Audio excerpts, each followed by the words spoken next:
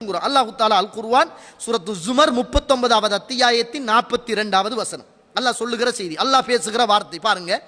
அல்லாஹு யதவஃபல் அன்ஃபுஸ ஹீன மௌத்திஹா. நீங்கள் மரணிக்கிற போது உங்களுடைய ஆத்மாவை அல்லாஹ் தஆலா அப்படியே கைப்பற்றுகிறான். வல்லத்தி லம் தமுத் ஃபி மனாமிஹா.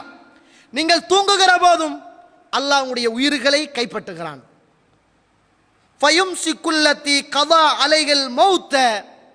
யாரெல்லாம் தூங்குகிற போது இறைவன் மரணத்தை நாடி இருந்தானோ அவர்களுடைய உயிரை அல்லாஹு தஆலா அப்படியே வைத்துக் கொண்டான், திரும்ப கொடுக்குறல்ல.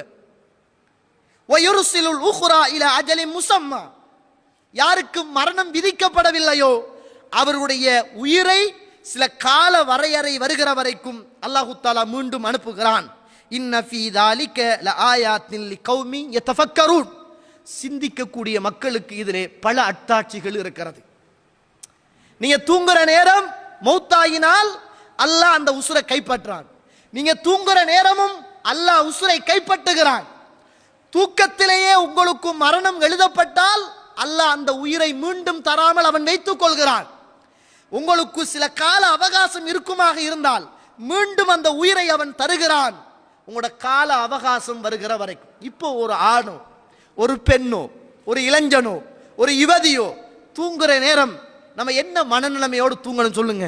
நான் இப்ப மௌத்தாக போகிறேன் என்ற மனநிலைமை தான். அதுதானே துவாவும். அல்லாஹும்ம பிஸ்மிக அமூச்சு வாஹியா. நம்ம அதை அரபுல சொல்லிட்டு போறதால அர்த்தம் புரியாமல் தூங்குகிறோம். யா அல்லாஹ் ஒன்ற பேரை கொண்டு நான் மௌத்தாகிறேன் யா அல்லாஹ். இப்ப நீங்க மௌத்தாக போறீங்கன்னா எப்படி மௌத்தாகுவீங்க?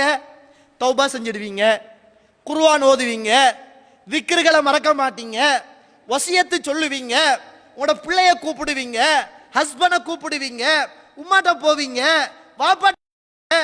அன்றைக்கு நடந்த நாட்களின் நன்மைகளை யோசிப்பீர்கள், அன்றைக்கு நடந்த நாட்களின் பாவத்தை யோசிப்பீர்கள். யாரோடு மனக்கசப்பு, யாரோடு கோபம், யாரை விட்டு கொடுக்கல, யாரோடு பகமை, யாரோடு சண்டை, எல்லாத்தையும் பார்ப்பீங்க.